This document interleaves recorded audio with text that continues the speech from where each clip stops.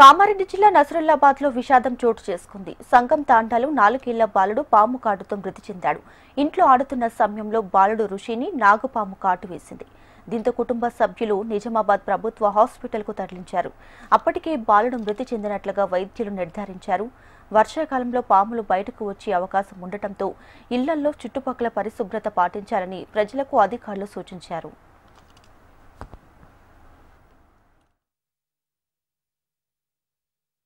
ఉండే ముగ్గురు పిల్లలు ఆడపిల్లలు మరి ఇల్లు ముంగటకెళ్ళి నాలి ఉన్నది.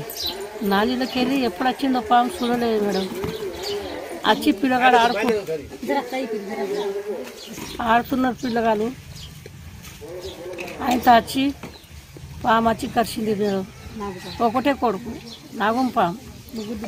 ముగ్గురు బిడ్డలు సార్. అమ్మా లేదు, ముగ్గురు బిడ్డలు ఒక కొడుకు సరిపోయింది. నిజామాబాద్ హాస్పిటల్కి తీసుకుపోతే కూడా అక్కడే సరిపోయింది.